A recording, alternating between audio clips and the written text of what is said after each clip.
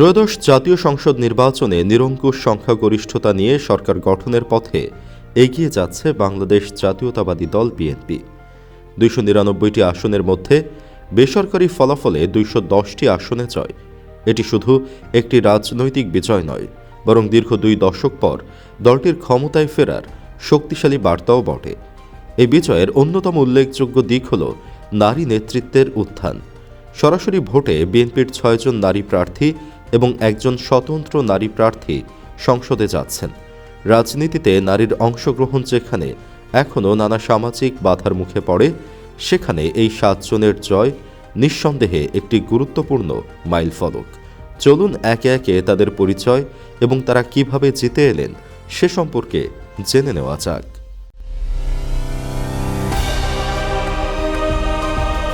Number ১, Shama Obaid. এই মুহূর্তে বাংলাদেশের সবচেয়ে সুন্দরী নারী এমপি হচ্ছেন ফরিদপুর ২ আসনের শামা ওবায়েদ। চূড়ান্ত ফলাফলে বিএনপির ধানের শীষের প্রার্থী শামা ওবায়েদ ইসলাম রিঙ্কু ৩৩,০০০ ভোট বেশি পেয়ে বিজয়ী হয়েছেন। তিনি ভোট পেয়েছেন ১,২০,০০০।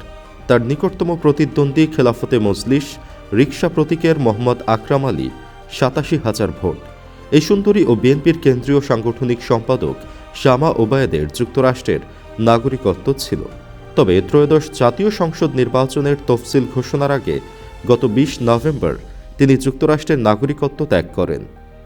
গত ২৮ ডিসেম্বর নির্বাচন কমিশনে মনোনয়নপত্রের সঙ্গে শামা ওবায়েদের দাখিল করা হলফনামা থেকে এ তথ্য জানা গেছে। বিএনপি নেতা কে এম ওবায়দুর রহমানের মৃত্যুর পর তার একমাত্র মেয়ে শামা ওবায়েদ ইসলাম রিঙ্কু বাবার মতো মানুষের বিপদে আপদে ছুটে যান এবং সাহায্য সহযোগিতা করেন। বিএনপির দুর্দিনে হামলা মামলায় জর্জরিত নেতাকর্মীদের সহযোগিতা করেছে। নাম্বার ২, নায়েব ইউসুফ।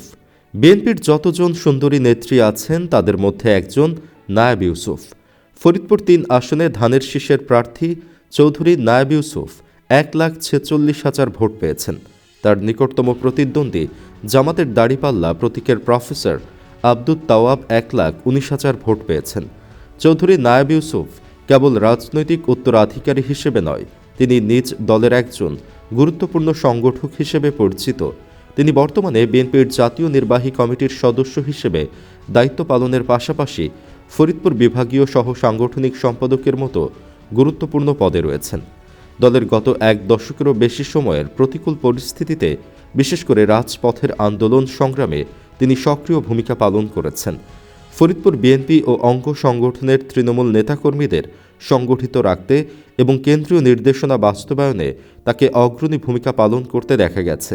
তার এই স্বচ্ছ ভাবমূর্তি এবং দলের প্রতি অবিচল আনুগত্যকেই তার মনোনয়নের প্রধান কারণ হিসেবে দেখছেন স্থানীয় নেতাকর্মীরা। নায়েব ইউসুফ ফরিদপুরের অন্যতম সম্ভ্রান্ত রাজনৈতিক পরিবারের সন্তান। তার বাবা বিএনপির বর্ষিয়ান নেতা, সাবেক ভাইস চেয়ারম্যান ও জনপ্রিয় রাজনীতিবিদ মরহুম চৌধুরী কামাল ইবনে ইউসুফ। নাম্বার ৩, ব্যারিস্টার রুমিন ফারহানা। সবচেয়ে আলোচিত নাম নিঃসন্দেহে ব্যারিস্টার রুমিন ফারহানা। বিএনপি থেকে বহিষ্কৃত হলেও স্বতন্ত্র প্রার্থী হিসেবে ব্রাহ্মণবাড়িয়া ২ আসনে জয়ী হয়ে তিনি প্রমাণ করেছেন ব্যক্তিগত গ্রহণযোগ্যতা দলীয় পরিচয়ের বাইরেও ভোটে প্রতিফলিত হতে পারে। তিনি একজন সুপরিচিত আইনজীবী ও টেলিভিশন আলোচক। সংসদে তার স্পষ্টভাষী ভূমিকা অতীতেও নজর কেড়েছে। এবারের জয় তার রাজনৈতিক দৃঢ়তারই বহিঃপ্রকাশ। তিনি হাস প্রতীকে ভোট পেয়েছেন ১,১৭,০০০ ভোট। তার নিকটতম প্রতিদ্বন্দ্বী বিএনপির দলীয় জোটের মনোনীত প্রার্থী আল্লামা জুনায়েদ আল হাবিব খেজুরগাছ প্রতীকে পেয়েছেন ৭৯,০০০ ভোট। নাম্বার ৪, ফারজানা শারমিন পুতুল। ফারজানা শারমিন নামেও যেমন পুতুল, দেখতেও ঠিক পুতুলেরই মতো। নাটোর ১ আসনে বিএনপি মনোনীত প্রার্থী জেলা বিএনপির যুগ্ম আহ্বায়ক ফারজানা শারমিন পুতুল জয়লাভ করেছেন। তিনি ধানের শীষ প্রতীকে মোট ১,০২,০০০ ভোট পেয়েছেন। তার নিকটতম প্রতিদ্বন্দ্বী বাংলাদেশ জামাতে ইসলামীর প্রার্থী আবুল কালাম আজাদ পেয়েছেন ৮৯,০০০ ভোট। বিএনপি নেত্রী ফারজানা শারমিন পুতুলের জন্ম নাটোরে। তিনি প্রয়াত মন্ত্রী ফজলুর রহমান পটলের মেয়ে। সম্প্রতি তাকে নাটোর জেলা বিএনপির আংশিক আহ্বায়ক কমিটিতে যুগ্ম আহ্বায়ক হিসেবে মনোনীত করা হয়েছে। ফারজানা শারমিন রাজনীতির পাশাপাশি খুব ভালো মানের অ্যাডভোকেটও। বিভিন্ন টকশোতে তাকে যুক্তিতর্ক করতে দেখা যায়। ডক্টর ইউনূসের নেতৃত্বাধীন অন্তর্বর্তীকালীন সরকারের দুর্নীতি দমন কমিশন সংস্কার কমিশনের সদস্য তিনি। পাশাপাশি পররাষ্ট্র বিষয়ক উপদেষ্টা কমিটি, মানবাধিকার কমিটি এবং মিডিয়া সেল কমিটিতেও দায়িত্ব পালন করছেন। তার নির্বাচনী প্রচারণার কেন্দ্রবিন্দু ছিল কৃষি উন্নয়ন, গ্রামীণ স্বাস্থ্যসেবা এবং নারীর ক্ষমতায়ন। নাটোরের ভোটাররা তার উপর যে আস্থা রেখেছেন তা ভবিষ্যৎ উন্নয়ন রাজনীতির জন্য ইতিবাচক বার্তা বহন করে। Number 5, Israt Sultana Elon Bhutto. গোটা বরিশাল বিভাগে বিএনপির একমাত্র নারী প্রার্থী ছিলেন ইসরাত সুলতানা। এ কারণেই তার এই বিজয়কে ঐতিহাসিক মনে করা হচ্ছে।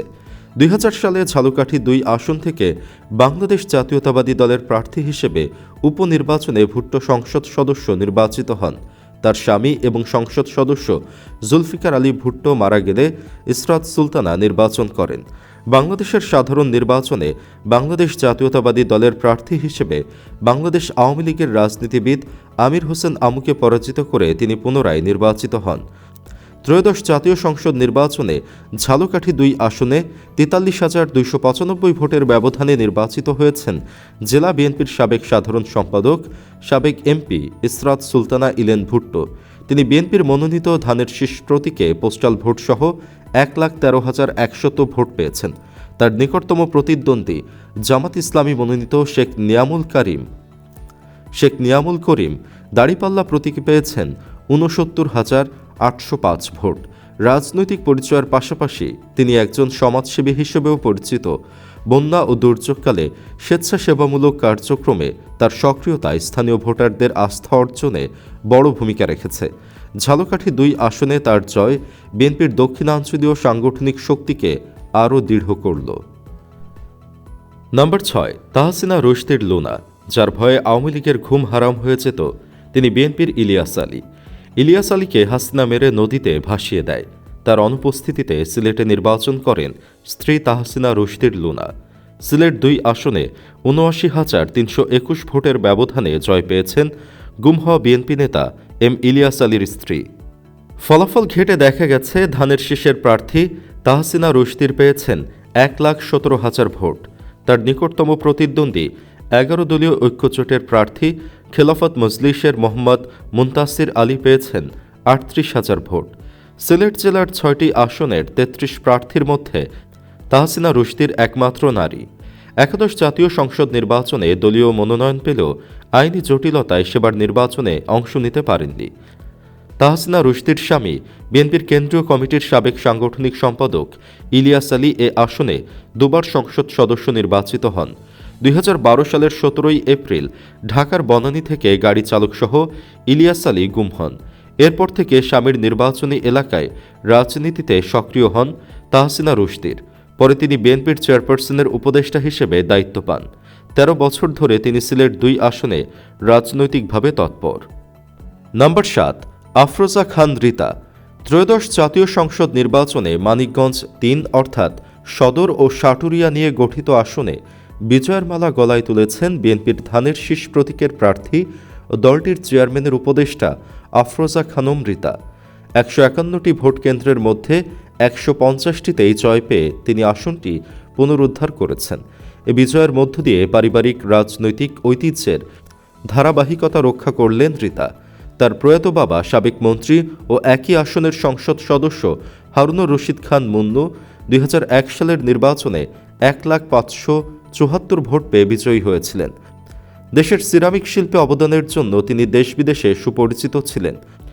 দীর্ঘদিন পর সেই আসনেই মেয়ের রেকর্ড সংখ্যক ভোটে জয়কে দলীয় নেতাকর্মীরা ঐতিহাসিক প্রত্যাবর্তন হিসেবে দেখছেন। বিজয়ের পর তাৎক্ষণিক প্রতিক্রিয়ায় রিতা বলেন, এ বিজয় মানিকগঞ্জ 3 আসনের মানুষের। এ সময় তিনি উন্নয়ন, গণতন্ত্র ও মানুষের অধিকার রক্ষায় কাজ করার অঙ্গীকার ব্যক্ত করেন। মানিকগঞ্জ 3 আসনে বিপুল ভোটে জয়ী হয়ে তিনি প্রমাণ করেছেন স্থানীয় মানুষের সঙ্গে নিবিড় সম্পর্ক এবং ধারাবাহিক মাঠ পর্যায়ের কাজই নির্বাচনী সাফল্যের মূল চাবিকাঠি। সামাজিক উন্নয়ন, নারী শিক্ষা ও কর্মসংস্থানের বিষয়ে তিনি ইতোমধ্যে অগ্রাধিকারমূলক পরিকল্পনার কথা জানিয়েছেন। সুপ্রিয় দর্শক, এসব নারী এমপিরা কি পারবেন জনগণের আশা পূরণ করতে?